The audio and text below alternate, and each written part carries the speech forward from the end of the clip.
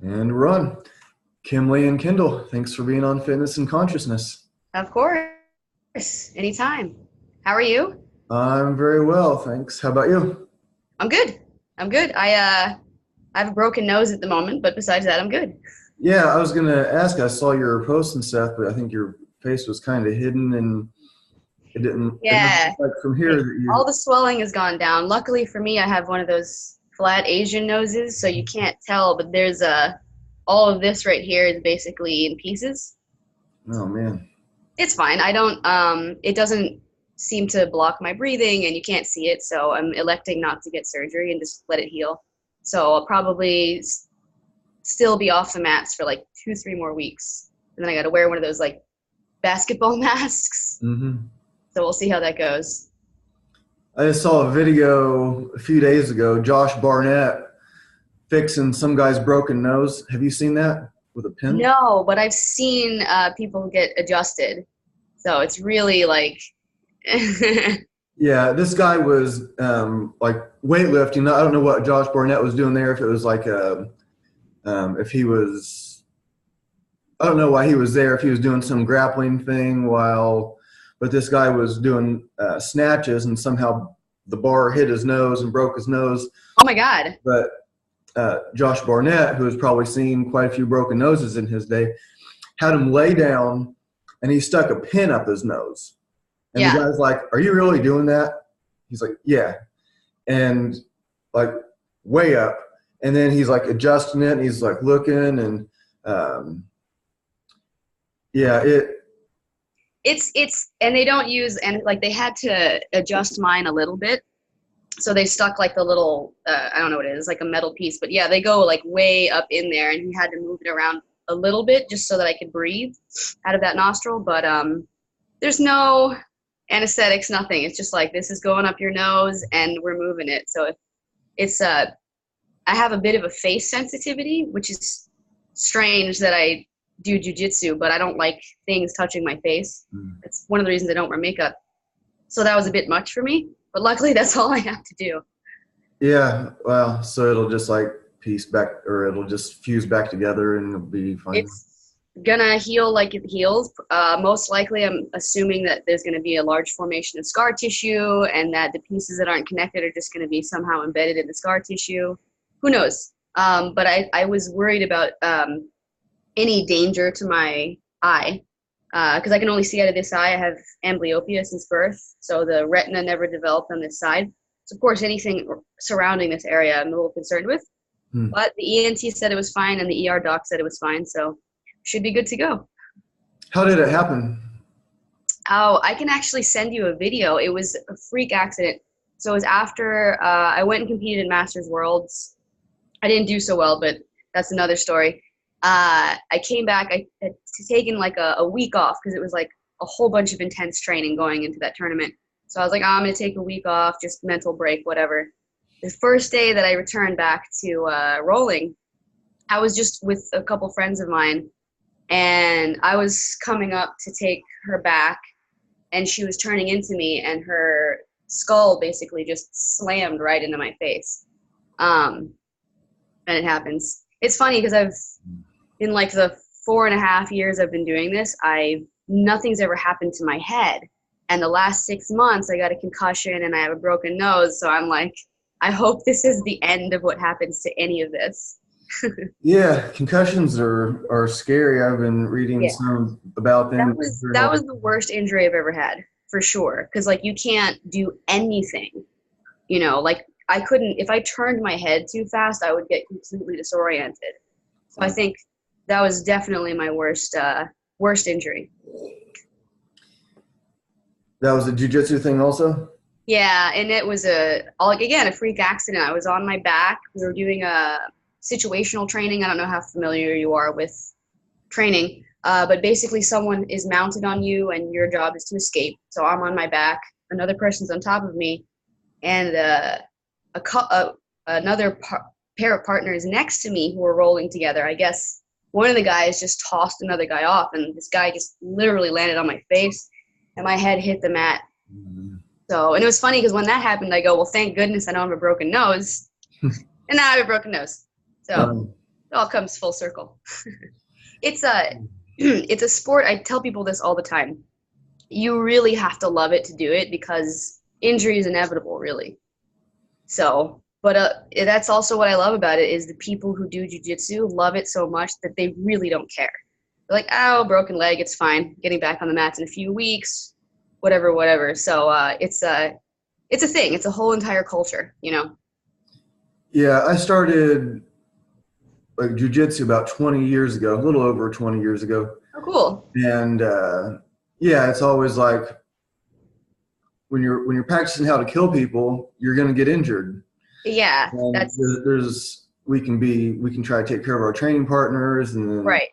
you know, it's a lot of times it's like the white belts that cause injuries. Absolutely. Absolutely. And it's the last couple times it's been freak accidents, but I remember when I was a blue belt, I made a pretty strong rule for myself not to roll with white belt men, not because of anything aside from they just don't know what they're doing and you're more likely to get injured. It's not really their fault, but they tend to be spazzy, men and women, right? But I feel confident enough now that I can at least defend myself when going against sort of like larger spazzy white belts. But if I'm anywhere close to a competition, I absolutely will not roll with someone I don't know. So. Yeah. There was the guy at my class. He was like third degree black belt, and he was training with a white belt, and so he's letting him work, and so they get to a position where the black belt, he was kind of like sitting up, basically just sitting on his butt, and they were, and then the white belt had his arms kind of around his neck, and so he's just kind of like, whatever. And then all of a sudden he like yanks down on him. It's like, oh great, and now he has neck injury. Yeah. So that was stupid. Why did you do that? Yeah. But I mean, you can't. You just don't know. Everybody starts at that white belt, and you don't know. And then you have people who are like literally trying to murder you, like choke you, rip off your arm. Even if it's done slowly and with control, you don't.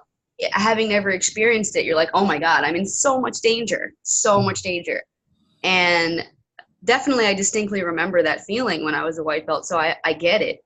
I totally get it. And especially people who come in who are already athletic or already strong, and then you put them with people who are smaller than them and, have less physical attributes, but somehow technique-wise they're able to just put them through a washing machine, basically. Mm-hmm. But that's what I love about it. It's a nerd sport. The people who are, it's not always the biggest, strongest dudes. I mean, certainly like Buchecha, Leandro Lo, Gordon Ryan, they're all big dudes. Even in women, you've got like Gabby Garcia, who I finally got to meet at Masters Worlds, and I saw was that like, picture. Man. Oh my god! I've been near her physically before, but I didn't get to like meet her. I've always wanted to, and I was in the middle. It was funny. We were after I lost, and I was upset and everything like that. I happened to. I was taking pictures with my friend. And my other friend was trying to get someone to take a picture of us. And he goes and grabs Gabby Garcia's husband. Didn't know it was her husband, but I knew. So I see him, and I'm like, wait a second. And I start looking, and I see her, and I just jump out of the picture and run over to her. And, like, nothing sensical is coming out of my mouth. In fact, I think I looked her in the eyes, and I was like, I love you. And I think that's the only thing that I said. But I got a picture of her with her, and she's huge. Yeah. But in such an impressive way. Like her arm was like way bigger than my leg. Like and it's crazy because I'm like shaking her hand and holding her, and she's solid, but she's like still very feminine, like really soft skin and really sweet. I've always admired her. So that was really cool. And you can see in the picture I look like a little dwarf next to her. Yeah, I don't know if it's really true, but I heard that she's given like Vanderlei a hard time on the mat. I don't know if she's bigger than him. What? She's bigger than him. Yeah. So yeah, I mean, and there's even though she's big, her technique is still good. Same thing with I don't know if you follow jiu-jitsu now, but Tayani, she's winning everything. She's someone who, if you looked at her, you wouldn't assume that she could move as well as she does, But I like that because it breaks a lot of stereotypes about what athleticism manifests as, right? Mhm. Which to me is like DC is the epitome of that. Like you see this guy who is arguably the most athletic person on the planet right now, and he has a dad bod. Yeah. He doesn't have the kind of body that you would go, that man is the most dominant athlete in the world, but he is. And Yeah. I like that. Same with Tayani. Gabby Garcia certainly fits the phenotype of like someone who is just physically dominant. Mhm. But as I understand it, I believe that she suffers from gigantism and she has chronic pain. Or that's what I was reading. Right. I would love to interview her, for like a podcast or something, but I totally got tripped up when I saw her, so I don't think that would go well. Like, I don't Yeah. even think I was speaking English. I was just babbling, like, I love you. Yeah. Does she speak English well? She, as well as somebody who grew up speaking Portuguese, does. Mhm. So yes, I believe she said things to me, but again, the whole thing was a blur. I think I asked her for a picture, and then I think she said, of course, and I believe that's how that went down. I kind of wish there was a video of the whole interaction because I guarantee it was hilarious. Yeah. So Yeah, I'm not one to get like starstruck or anything, but there's probably like some people where I would be kind of like that. And I've been somebody, starstruck 3 times. One was meeting Gabby Garcia. 2 was meeting Leticia Ribeiro, who's like a champion of women's jiu-jitsu. yeah, And that then name the I third know. one was Gil Headley. I'm sure you know who that is. Yeah. So I'm a big science nerd, a big jiu-jitsu nerd. So Yeah, yeah. When you really train, you think you really learn that you cannot tell by looking how tough somebody is. absolutely not. Yeah, I mean, I weigh like 160 something, and I've choked out dudes that literally twice my weight that are like big football looking dudes, choke them out. I mean, multiple times. Yeah. And then I've been beat up by like like dudes smaller than me, kind of scrawny, kind of nerdy, and probably nowhere near as strong. Yeah. But I'm like, I end up getting choked out or like something, and yeah, you just can't tell. That's kind of what's so cool about it is. It is. I've been embarrassingly so. I remember this is one of the first times that I really understood how essential jiu-jitsu was. Is I was rolling with my friend's cousin who came in town. She's a teenager. She was 14.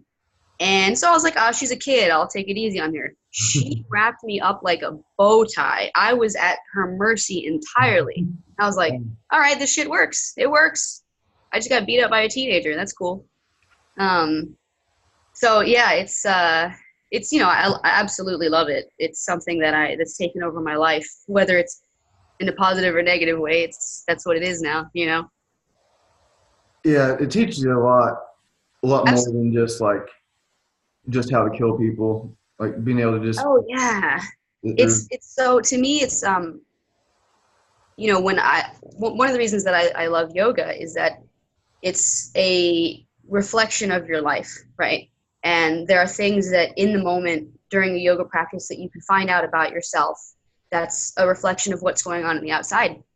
To me in jiu-jitsu, it's intensified because you are training with different partners. So no matter what you come in with that day on the mat, it's going to show up. Mhm. You can't hide from yourself in jiu-jitsu. And for me at this point, it's like, progress is never linear. It's always this kind of thing going on.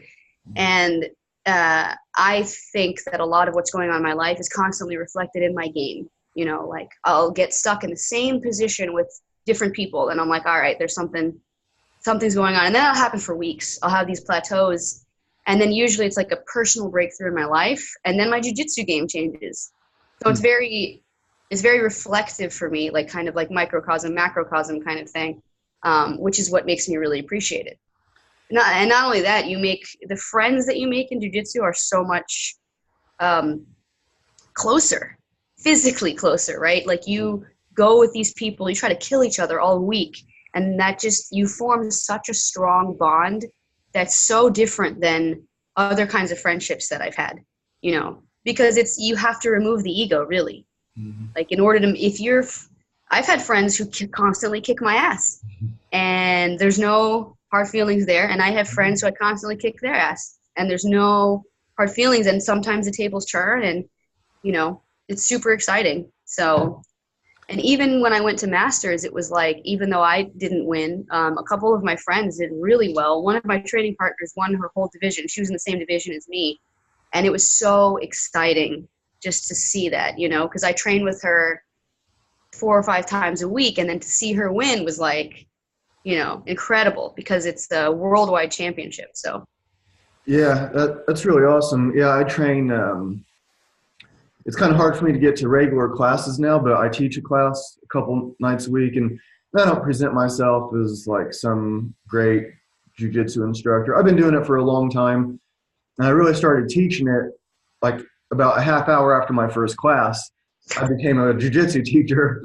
I was training, like, from the time I was like a pretty little kid. I would like box and wrestle with my dad and fighting with sticks and all kinds of stuff.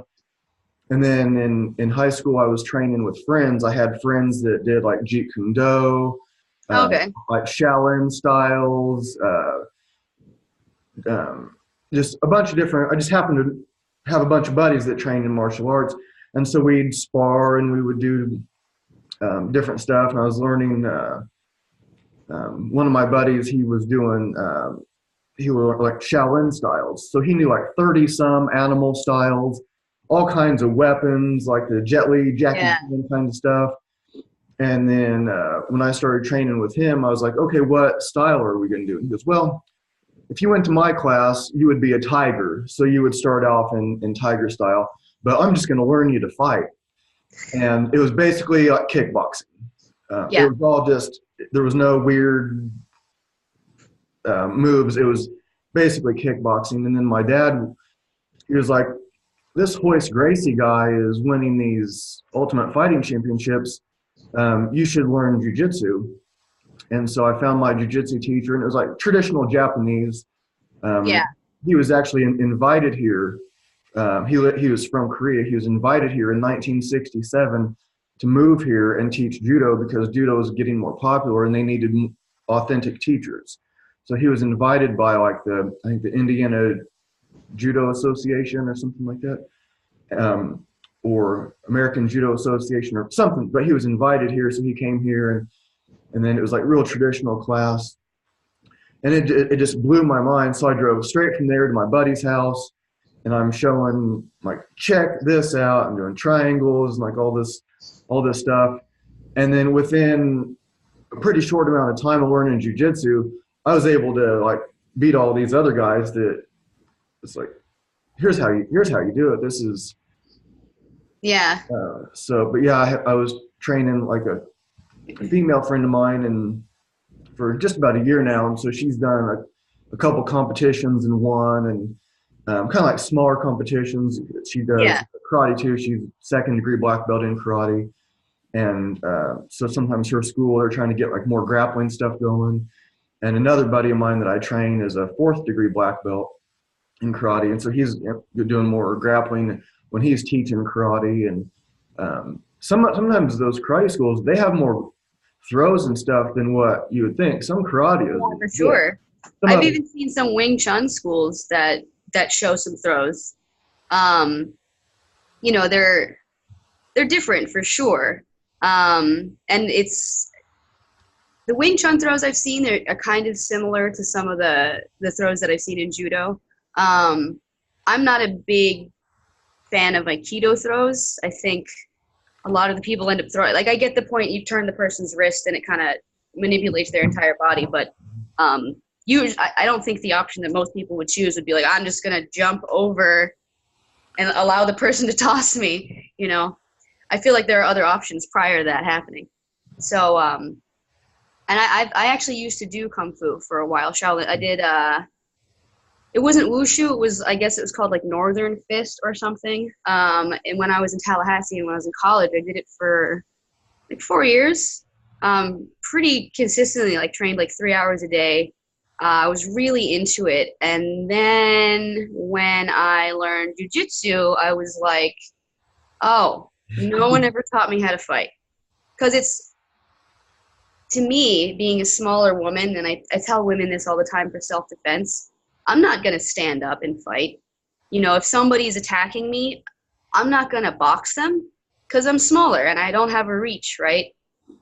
And then people say things like, oh, jiu-jitsu is not effective on the streets because the ground is not the same as the mats, which is very true, right? But if you end up on the ground, which is almost inevitable, right, you better know what to do.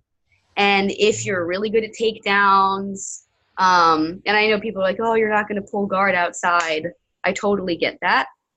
But in my opinion, if you want to know how to defend yourself and you want to know how to fight, you better know what you're doing on the ground. Because it's just going to happen, you know. Unfortunately, I used to be really rambunctious in my younger years, so I've been in street fights before, and I'd say a good percentage of them end up on the ground. So it is what it is. Yeah, and if you're like the jiu-jitsu classes I did mainly, I've been to other ones like Brazilian jiu-jitsu classes and stuff also. But like my main jiu-jitsu class, it's been a while since I've been there it's a whole nother story.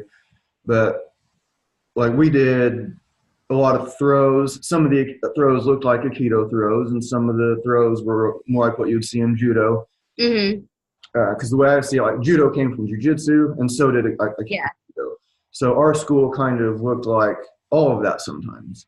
Mm-hmm. And so when we're learning those throws, like, and then we do like follow-ups, and so, but it's like if you do your throw right, you might not need a follow-up. So if you get somebody who's like trying to like grab you, and you do a throw, if you get a shoulder throw, he doesn't know to roll over or doesn't know how to fall, Yeah. or you're able to just direct That's his head straight into the concrete, you won.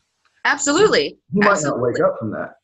No, even if it doesn't knock them out, and most of the times it won't, you know, it's gonna stun them for sure. I personally, again, for self-defense purposes, don't like getting close enough to people to throw them. You know, I think maintaining distance is fairly important, and you know, we're talking about self-defense for women. I'm very much into throwing things, blocking the person's field of vision, finding something sharp, screaming, making a lot of noise, acting really crazy, going for the eyes, going for the throat, going for the nose, going for the mouth, going for the ears, going for the groin, obviously, right? Yeah. So that's more of my thing. And I'm, as we were talking about earlier, I'm a gi jiu-jitsu player, which a lot of people are like, I don't understand how that helps in self-defense. But people are wearing clothes for the most part. I don't think I've had a lot of experience fighting naked people. So, and not everybody wears tights. Huh? Not everybody on the street wears tights. Right, exactly. So, you know, even in a t-shirt, you can find collar grips. Like, this is a good shirt, even if I had to use it. Yeah. You know, just a couple times. It'll work for a while. Exactly. Mm-hmm. So, you know, it's pretty effective. You can choke someone with their t-shirt, all of that. Do you mostly do no-gi? Both. And like if people show up, like I'll bring like an extra like flannel like a flannel shirt. And so if somebody shows up and they don't have a gi, then here's a flannel shirt, you know, and it works just the same. I mean, yeah, it might tear easier, but it's going to work. And so when I was teaching a lot and I would have like several people showing up, I had just, we trained in my garage and I just had like a stack of old flannel shirts. Like, oh, interesting. Yeah, just, you don't have to have a certain color of belt or no. You can wear whatever belt you want at my class. I don't care what color. So you're teaching people how to choke lumberjacks. Yeah.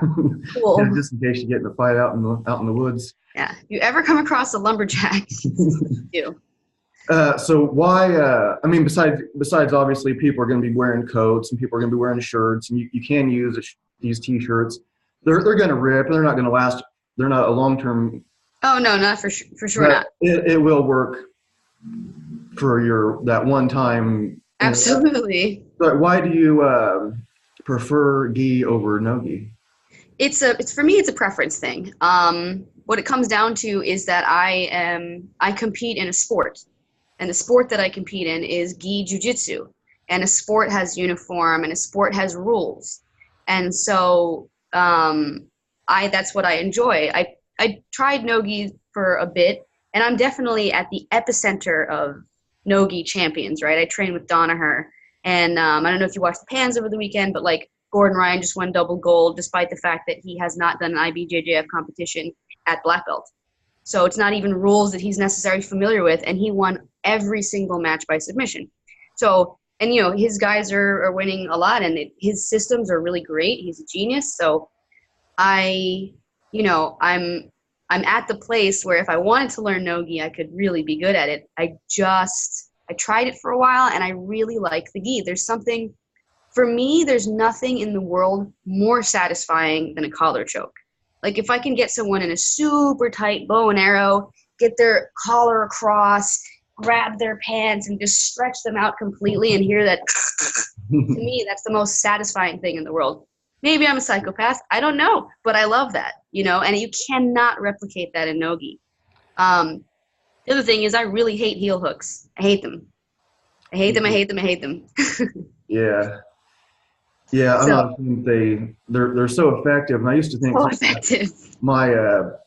We did them at my jiu-jitsu school, of course, the main one, like the traditional Japanese one, and but my thinking was kind of like I trained with I weigh like 160 something, so I'm usually training with people that are quite a bit bigger than me, and so in my mind, which maybe Donaher is changing my mind, and some of the things I've been watching a lot of catch wrestling.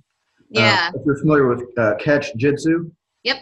Okay, so that dude, his style, I'm not saying I'm not as good as him or anything, but his style kind of looks like all the stuff that I like to do. Yeah, and to me, that's submission grappling. Yeah. To me, which is a different thing than jiu-jitsu, in my mind. But again, I'm only a purple belt, and things evolve. So, but on the schedule for Henzo's, when you take Donaher's class, it does say submission grappling. So it's not like I just came up with that on my own.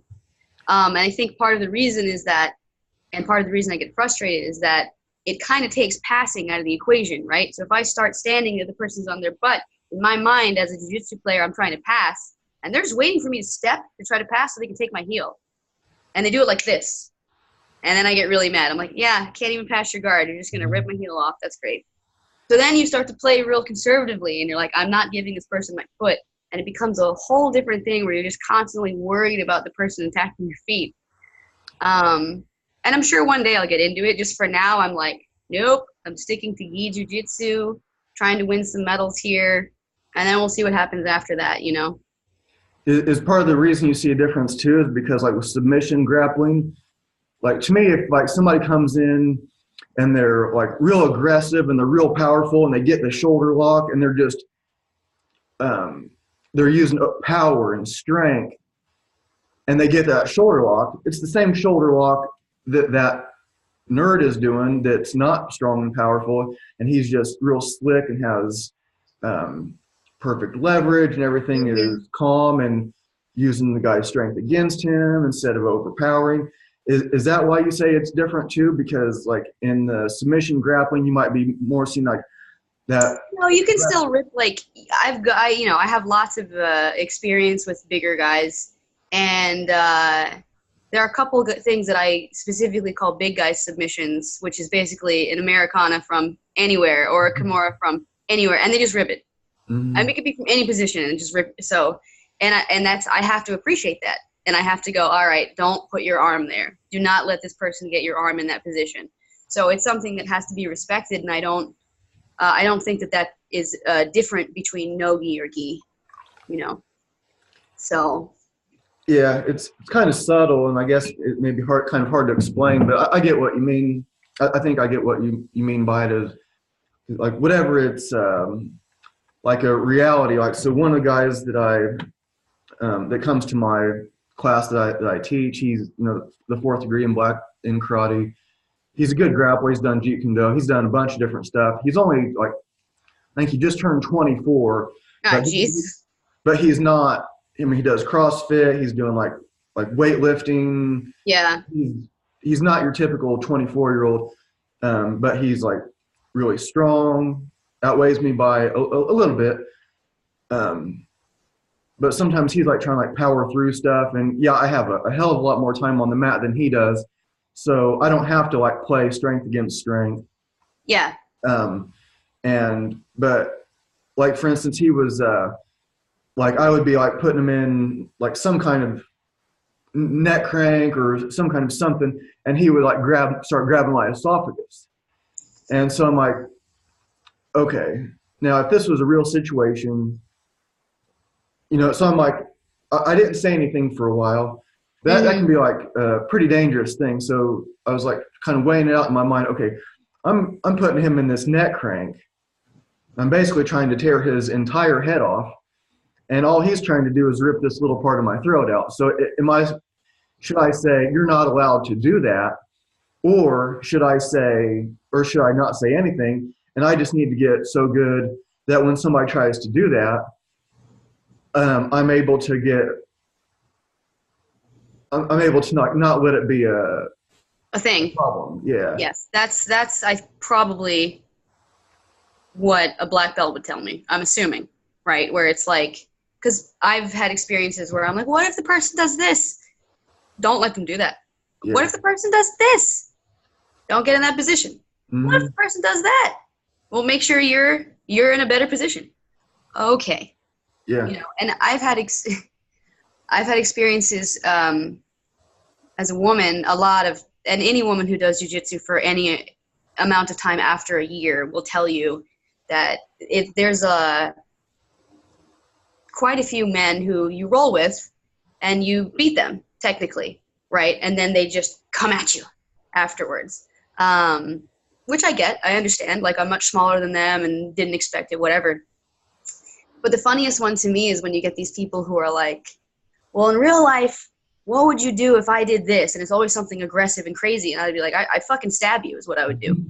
And they look at me and I'm like, yeah, that's survival, right? Like, at that point, it's not jiu-jitsu, it's another thing. And I'm trying to defend my life. So if you're trying to kill me, I will find something sharp around me and I will go for a vital area. That's what I'll do. And that's the answer.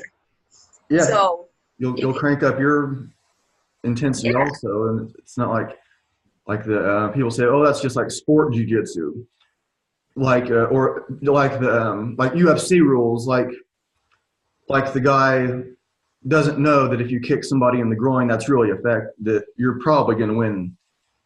So it's like they get used to, like trying not to kick the groin, but of course they know to. So like, yeah, in a street fight, those guys they still know what to do. Exactly. And it's so effective. A lot of people really downplay the effectiveness of a groin kick, but there's been times where I roll with guys that I accidentally just brush their package with my knee trying to do a knee slice, and they have to stop for like 3 minutes. And I'm trying to be nice, but I want to roll, and I'm just like, oh, you need a ball break? Well, okay. How long is this? You're still on the floor? Okay. Oh, it still hurts? All right, cool. There's, and that's just gently brushing it with my knee, right? Imagine I'm outside and I really give them a knee to the groin. They're going down. Yeah. They're going down. Yeah, the classical jiu-jitsu class I went to, a lot of the stuff starts with the kick to the groin. You block the punch, or you like part the arms that are trying to grab you or whatever. You kick to the groin and then throw. Yeah. Or you punch them in the face and then throw. Exactly. You do some sort of call it like otome waza. You do some sort of striking technique. It's a lot easier to submit somebody after they're already busted up. You do something else first, and then you get to that point. What do you think about 10th Planet? A class. I went to one class, and I'm kind of, my buddy who, Blake Bruning, he's a 2nd degree black belt. I don't know if you know who Marcelo Monteiro is, but he's like a fourth Mhm. degree under Yeah. Hickson. And Yeah. but my buddy teaches at his school. His headquarters is in Indianapolis, and I've been there, and it's really good. And my buddy Blake is like just he's like an expert in like every effective martial art that exists. He's just an absolute badass, super good technique. And so I was like telling him, because I was like looking for no gi stuff, and there's this 10th Planet School. It's taught by brown belts, and I went there once. And I'm telling him about it, and he's like, I don't really like Eddie Bravo's shtick. I don't. Yeah. And it's like I went there, and they were nice guys, and I don't want to say anything bad about them. I only went one time, but like, what do you think about it? Like, I don't know how much this is going to come back to me, but I kind of don't care. Personally, as a person, every time I've heard Eddie Bravo speak about anything, I'm like, you are a crazy person, like not sane. And it seems to me that his system is based off of people not liking rules that currently exist. Like I've seen a lot of those competitors lose matches and then say, well, it's because of the rules. It's like, well, you signed up for a thing that had rules that you knew, so you can't really complain about the rules because you lost. Also, a lot of their techniques, to me, are injurious, like rubber guard. That shit is not good for your knees, period. You know, I think that if you're going to play that kind of game, you have to have really good hip mobility. But if I'm in a case, for instance, where I'm trying to play rubber guard here, right, and my foot is stuck against them and my hip can't move and they put pressure down, that's just not safe for my knee. And I actually have a knee injury from trying to play rubber guard. And who knows, maybe I just need to get the technique down better and maybe create a better angle. But I do hip mobility work. Actually, one of the things I'm doing now is I teach a yoga class twice a week at my friend's jiu-jitsu school. So anyone who's watching this podcast who lives in Jackson Heights or Queens, my friend opened up a school. I've been training with him the whole time. He was at my old school. He just opened up a new school. He's a black belt called AT Jiu-Jitsu NYC, and it's in Jackson Heights. He's an amazing coach, but he has Muay Thai there and he has me there twice a week. And what I'm doing is I'm developing a program of mobility basically for grapplers. There's a lot of times where we have to be in positions that are not necessarily natural positions to be in, and they're very contorted, right? A lot of people actually say jiu-jitsu is involuntary yoga. Mm-hmm. You're getting put in these places that you need to be able to develop power from in a really like crunched up crazy place. So a lot of my what I teach has to do with the ability to maintain posture but move from your hips to segment different areas. Like, you know, what I've been focusing on recently is being able to keep my hips low, keep my posture up, but still be able to get a lot of mobility from my hips. It helps for passing, it helps for your bottom game, and it helps protect your knees by making sure that you're, you know, mobile and have control in all of your joints. Because a lot of it too is, and again, one of the things I appreciate about jiu-jitsu is the use of all four limbs independently, you know, and it's the what it does to the brain to be able to use my feet like hands and really grip from them, pull from them, weave my way in. Like the amount of proprioception that you develop in your limbs and sensitivity you develop in your limbs, in my mind, is unparalleled to any sport I've ever played. So it just makes you a more efficient human in my mind. So I'm developing a program to kind of, you know, help with that. And so far it seems like people like it. Yeah, I bet you have the background and I think and probably the foresight also to see how it all works. You're training with such. I mean, Danaher is the man right now. He's absolutely. Maybe other people don't see what I see, but when I'm looking like even like we talk about Eddie Bravo's tournaments, and nothing against like the guys if they happen to like see this episode, and like I'd probably go back to the 10th Planet School. I Yeah. like the idea of the no gi, and it sometimes it fits in my schedule really well. It was a cool bunch of dudes, and maybe there was more there than I didn't see. Blah blah, whatever.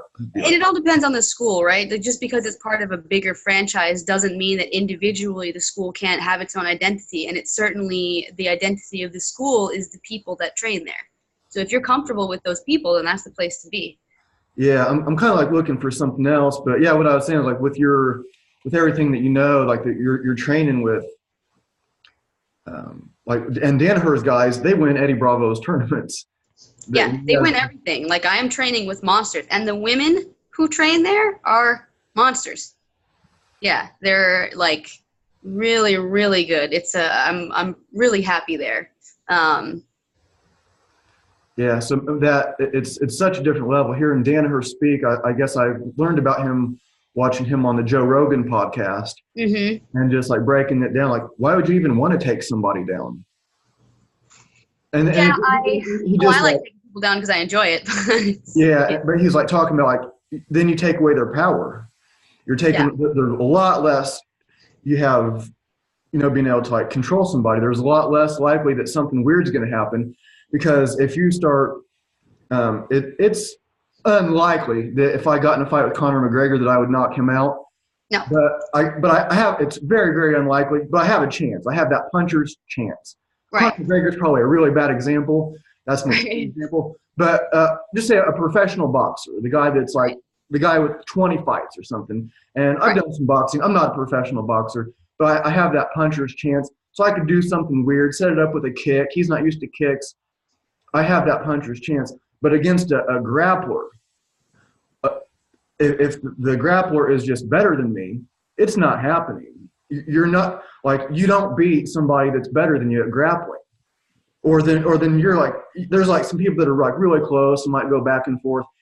But if somebody like if I go up against like Gordon Ryan. I don't have that. I don't have the equivalent. There is no equivalent of that of the puncher's chance. No. Grappling. It is. None. It's not happening. I'm not. It would be the craziest thing ever if I beat Gordon Ryan. And I know, maybe I know all the same moves. I don't, but I got the idea. Yeah, leg locks. I can teach leg locks. Right. But it's a whole different thing. Just like his system is super effective. Have you had a chance to look at his DVDs at all? I'm not by any means like endorsing it or anything, but it's good stuff. Yeah, I was thinking about it. I've watched his stuff on. I've watched his like videos that you can see for free, but I haven't. I was thinking about getting like his new one, like the back attack. I think he has a Kimura one coming up. And, the leg lock system. And yeah, I think like there's so much like free information. Yeah. But I think if there was any that I was going to buy, and I am thinking about buying his system because it's just obvious that he's the man right now. Yeah, until someone else comes up with something to counter his system. You know what I mean? Yeah, and he's probably and working on. But yeah, I like he teaches jiu-jitsu the way that I teach yoga in that it's very biomechanical, right? So he teaches leverage points. He's like, this won't work unless your head is over in this position and that person's hips are here. So it's not just like, this is the technique and this is step-by-step how to do it. He explains concepts. And not that other teachers don't. There are a lot of other super amazing teachers out there. I train with Dominica as well. She's fucking awesome. And, when I trained with Shaolin's great. There's a lot of really talented, amazing jiu-jitsu teachers out there. It just so happens that I'm at Danaher's class now, Yeah, he's like the Yoda of the grappling world right now. And yeah, that's amazing to be like right by him. So I know you said you had to go at 11. We got like 1 minute. I can do like 5 extra minutes. 5 minutes? Yeah. Okay. So when you're doing your the yoga class that you're putting together for grapplers or martial artists, the same thing, but like are you saying like, okay, in this yoga posture or going from this one to this one, this is kind of like, this is going to help with your passing. This is going to help with your, I are you try. trying to connect dots? Yeah, I don't even say this is so and so yoga pose. Like I don't I don't like putting there's so much. So as you know, and your readers may not know, I wrote a book about yoga with two other women called Exposing Yoga Myths. I've read some of it. It's good. I'll use the names of poses if people are there who are familiar with the poses. But the type of yoga that I teach is generally better, more popular with people who don't already have an attachment to yoga, because what I teach is so different in certain ways. And it's not rigid, like you're going from this pose to this pose and this is the transition, but more of like, can you find internal and external rotation of the hip while maintaining hip flexion and spinal extension, you know, and if you do, this may look like pigeon pose. And if you step your foot forward, this is how to transition from this pose to butterfly, which is a position in jiu-jitsu. And I do explain, you know, as I'm doing it, like this is helping for passing. This is how you would switch from side control to case katame. This is how, you know, so I do explain that as we're going through it. And it depends on the audience. If I have an audience that's more like everybody who took my class Saturday was all jiu-jitsu practitioners with not a lot of experience of yoga. So I didn't so much discuss these are the yoga poses as much as like, this is a position you'll find yourself in deep half. And this is like being able to create momentum from one side to the other, being able to isolate and move my leg to base out, but not let it disturb my body, right? Sometimes the difference between being swept is literally just the ability to maintain spinal posture if I don't have the power to flex my hips and extend my spine in certain positions, and I have no choice but to rock back onto my sacrum, I'm going to get swept. So it's just the idea of being able to stay strong somewhere while moving something else, right? For the most part. And then other concepts like, which aren't present in yoga, adding in speed and momentum. So like, can you do this controlled? Now can you do it fast? But still with the same level of control, still with the same level of awareness. So it varies from a traditional yoga class in those aspects as well. Also, I don't do the whole Om Namaste thing. For me, it feels a little too much like cultural appropriation, because didn't grow up speaking Sanskrit. I don't have any attachment to it. I don't feel more connected to God when I Om or whatever it is. So I just don't do it in my class. And I don't know if that's blasphemous or what, but I think that what we've done in this country with yoga is already passing that boundary. So I'm comfortable in saying that what I teach is yoga. Yeah, I think it's about being authentic, because there's, I was talking with, I have a buddy of mine that's about to do yoga teacher training, and he was on the podcast, and I was like, I've had experience with chakras, and some of it's different than what you read in the books, and not all the books agree. You can have like Indian teachers that are supposed to be authentic, and they're not all agreeing what chakras even are. Right, and some of it's a language barrier, to be honest. Yeah. Where they'll explain something, but they're not explaining it like they would in their own language, and so it gets kind of disconnected. Yeah, and so I was like, well, what do you do when you're learning from somebody, or you might be learning from somebody they don't have any experience in it. It's just like, somebody makes up a religion, and then I'm going to teach you about that religion. Right. Do you believe it? I mean, it's so it can be kind of weird, but I've had experience.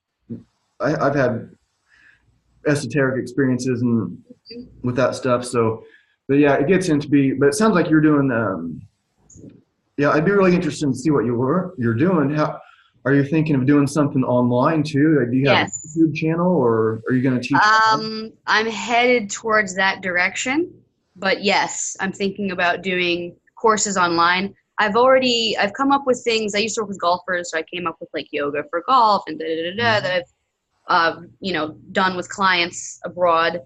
So I've already kind of done that, but I do want to really elaborate on this program. I feel like it's a huge contribution that I can make. Certainly when I become a brown belt or a black belt, I do want to start teaching, and I think that that's something that I can separate me from other people, is the focus on mobility, the focus on control, the focus on the biomechanical part of the sport. So, that is something that I plan to elaborate on for sure. And certainly, like, technique is still technique, right? I mean, and that's one of the things you're saying is I subbed a no-gi class the other day, and there's such a distinct difference between the level of detail and understanding that I can teach someone versus what a black belt can teach someone, And even though I can sub the moves, it's like I need to get more experience there. Luckily, I don't have stage fright. I love talking in front of people. The teaching aspect is already there. I just need the technique, which showed itself very clearly when I went to Masters Worlds. Even though I have a physical advantage over some of the other women, I might be faster, I might be stronger, I might be more flexible. It comes down to experience at that belt. I've only been a purple belt since December, and some of those women have been purple belts for 4 years. So even though I'm stronger and faster than them, they just have better technique. And that's what I love about the sport. It's time you put in on the mats, focused, concentrated time that you put in on the mats. So that's what I love about it. Yeah. I kind of like kind of the way I put it before is, because I'm kind of like searching for another class. And like when I go somewhere, like I was telling my buddy, I want to feel like I just fell over the rail at the zoo. Like I'm like looking over at this animal like, holy shit, I have to fight that thing now? Yeah. And I don't want to go there and be like the best one. It's unlikely that, I've been doing this stuff for a long time, but like learning like the classical jiu-jitsu, judo, it's like, we're doing all the same techniques. So it's not like I really learned any new techniques training with Brazilian jiu-jitsu people, but it was more like just different. And I could say better. I guess I could say better because there's also like this new generation. And like my buddy Blake, who teaches at Marcelo Monteiro's, his technique is just so good. And he outweighs me by like 80 pounds. So when I'm sparring him, it's different. And he's taller than me. So if we're boxing, his knuckles are bouncing off my head over and over again and easily. And like I try to hit him and he's not even there. And I like that. And then, I can also like teach a class. So it's kind of this thing. So, I mean, I know, that you understand the level that you're at. And if you're training with sometimes like the newer people come in, like you're training with like Danaher and he's like on this level and all these like monsters that compete and they're famous all over the world. And, but then, so you think like, man, I'm not very good at this. But then like people come in. That's how you get good. Yeah, but people come in and they're new, even if it's a man who's bigger than you, and you're able to choke them out. Like, okay, I'm confident. That's what happens. Is Donaher's class is only blue belt and up, right? Okay. So like I try to pick my rounds where I have like there's 6 rounds after he teaches. So I try to pick 3 rounds where I'm going with blue or purple belts, 3 rounds where I'm going with brown or black belts. Obviously, those rounds I'm trying to survive. And the other rounds, when I'm going with purple belt, I'm going hard. And when I'm going with blue belt, I try to use all my stuff. So if I'm going with someone who I know has less skill than me, I try to use it as an opportunity to, all right, I'm going to let them get me in a position that I know I'm bad at. So I let them, and then I try to work from there. Or I'm only going to use this submission, or I'm only going to work on this concept, or I'm going to try everything on my left side. So that's how I kind of like to play those games. But then I've gone to other schools with people who aren't as skilled or smaller schools. And then I'm like, oh, wait, I'm actually really good at this. You know what I mean? Mm-hmm. So I can have a day where I go to Donaher's, get my ass kicked. And I'm like, man, I suck. But then I go somewhere else and I'm like, I don't suck at all. Yeah, it's a good balance. You said something that reminded me So that same guy, that third degree black belt that I was talking about, who got the neck injury from the white belt, we were in at judo, and I just got pretty much annihilated the whole time. I spent most of the class flying through the air upside down and landing on my head, and it was just, and I was like, man, it was all about survival today. Yeah. And he goes, no, it's always about killing. And it's just like, so when you said survival, that's what that reminded me of. It's like, no, it's about killing. And it's like, oh, okay. So it's just like this, like little different thing in the mind where it's like going up against the monster. Like, I just fell over the rail at the zoo and I have to fight this animal that's not like me. But yes, that's kind of like what that reminded me of. But I'm definitely, I know you said you got to kind of get going. Yeah, my friend's in town my old college roommate is in town. Cool. Yeah, so I'm going to show her around Astoria. Listen, man, if you're ever in New York, definitely come play. Yeah. Yeah, I'd love to. I'd love to check out Danaher's class, check out what you're doing with the yoga. And let's put a link so people, I'll put a link so people can find you in the description. So whether they're on YouTube or iTunes. I think the best way to get a hold of me or just check out what I'm doing is honestly my Instagram account, which is Kim-Lien Kendall. I think that's the best way for people to just kind of see what I'm doing. I am not so good with social media. I tend to just try to stick to one platform and do everything from there. So soon that's going to change. Hopefully I'll get a social media manager to help me kind of expand. But for now, that's the best way for people to keep up with what I'm doing. But yeah, anyone you know that's in the area, definitely tell them to come by. My friend's school in Jackson Heights is really going to be great. I mean, even there's kids classes and everything. My daughter goes there. It's such a good vibe. I'm very, very excited for him and for his school. Well, and I'm a part of it too, so it's my school. So, Yeah, that's really cool. The putting the yoga with the jiu-jitsu and being able to like put the dots together, not just like you'll be more flexible or something like that. Like it's not just about being flexible. No. So what else was? Oh, your book. So Exposing Yoga Myths. It's on Amazon. It's on my website, which is smarterbodies.com. There's the ebook version or the hard copy. It's this short read. It's like, I think 75 pages, and it's just about the things. I mean, I've been doing yoga for a very long time, and it's basically my journey and our journey. It's the two other women who I co-wrote it with also kind of share similar experiences of getting into this thing that you're so excited about and then becoming disenchanted by the culture or the lack of scientific knowledge was another thing where you go to these classes and you hear things like, don't use your glutes in a bridge pose. How the fuck else do you get your hips up? Like it's just things like that I've heard over and over again that I'm like, can we not do that? Can we elevate the sport, or not the sport, but can we elevate yoga to where people take it more seriously because it's a beneficial thing, but there's just so much shit. It's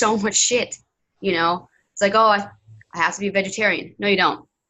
I've got to give up X, Y, and Z. No, you don't. Like it's just really, or I've even heard like, oh, it's not for a man, or I don't want to do it because I'm not flexible, which is exactly why you would want to do it. Mm-hmm. Oh, I've gotten hurt in a shoulder stand. I mean, there's just so much shit. So it's a fun read for sure. For sure. Yeah, we'll put links to all that, and people can find it. And so thanks for being on, and love to have you on again. We can for sure into all kinds of different rabbit holes to go down, and with the training stuff, and it's like my favorite subject, the yoga stuff, and like some of the stuff about it that drives you crazy probably drives me crazy too.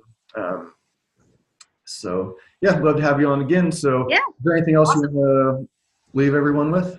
Final no, not really. I think The biggest thing for me with people finding movement in general and living a fit life is find something you love doing and do it, and don't let anyone tell you otherwise. So many people when I started jiu-jitsu were like, you're gonna get hurt, this and that, and honestly, I just don't give a shit. I love doing it. Yeah, I'm gonna get hurt. I'm getting hurt. I don't care. It's something I love doing. I love the community. I love the people. I love competing. It's a part of my life. My daughter does it. Find something you love. That's my advice. Yeah, that's good advice. Well, we'll leave it at that. Thanks again for being on, and I'll stop the recording. And I'll talk to you for a second after I Sure.